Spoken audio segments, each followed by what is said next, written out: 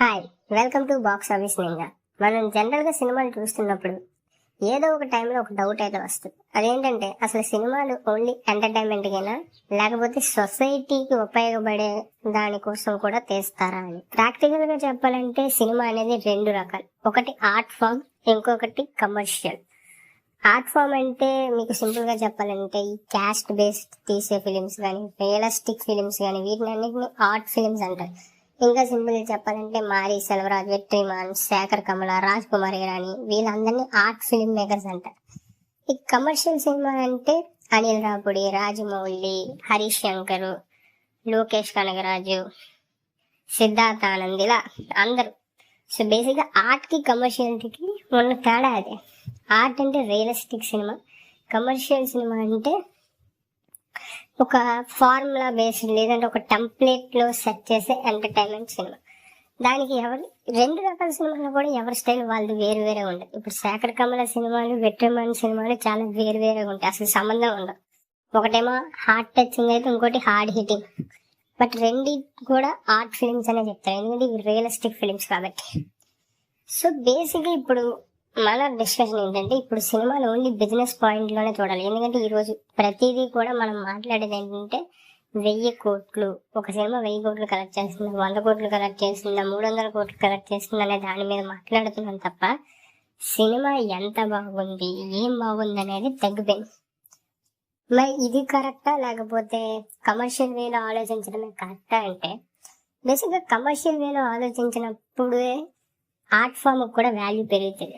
ఎందుకంటే ఒక art film maker తన ఫిలిం ని డెఫినెట్ గా మనీ అయినది వాళ్ళకి థర్డ్ పొజిషన్ లో, ఫోర్త్ పొజిషన్ లో ఉంటుంది. ఎందుకంటే వాళ్ళ సినిమా, వాళ్ళ ఐడియాలజీ ఎక్కువ మందికి వెళ్ళాలని వాళ్ళు అనుకుంటారు. ఏ ఫిలిం మేకర్ అయినా, వెట్రిమాన్ అయినా, మారీ సెల్వరాజ్ అయినా, పారంజిత్ అయినా.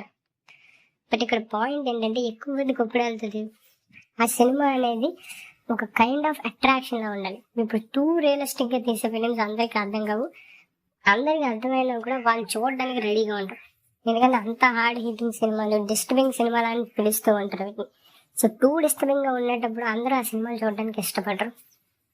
సో ఆ పాయింట్ లో మీరు ఎక్కువ మందికి సినిమాని రీచ్ చేయలేరు.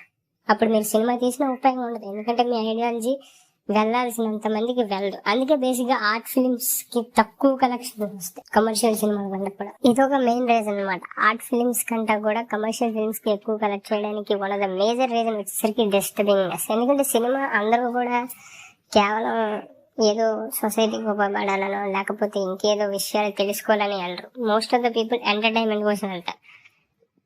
సో సాఫ్ట్ సినిమా చూడాలనుకుంటారు కానీ ఒక హార్డ్ హిట్టింగ్ సినిమా చూడడానికి ఇష్టపడరు.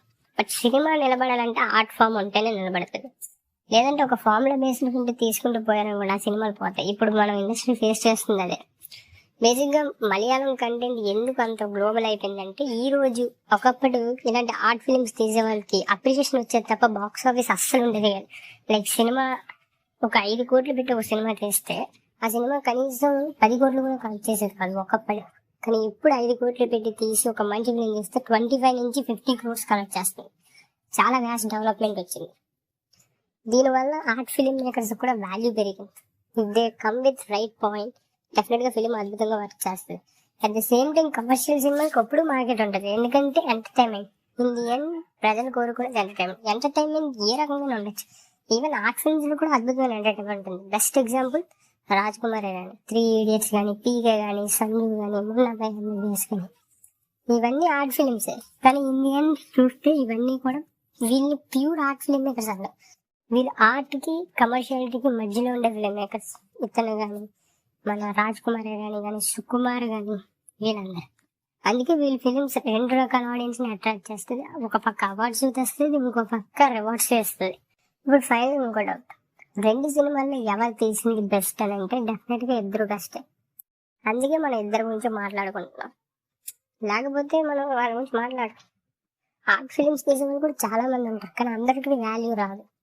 అదేవిధంగా కమర్షియల్ సినిమాలు తీసే వాళ్ళు కూడా ఇంకా కొన్ని 100 మంది ఉంటారు, కానీ వాళ్ళకి అందరూ సక్సెస్ అవుతారు. కేవలం 100లో 10 మంది సక్సెస్ అవుతారు. ఆర్ట్ ఫిలిమ్స్ తీసే వాళ్ళు కేవలం 10 మంది ఉంటారు, ఆ 10లో కూడా 5 సక్సెస్ అవుతారు.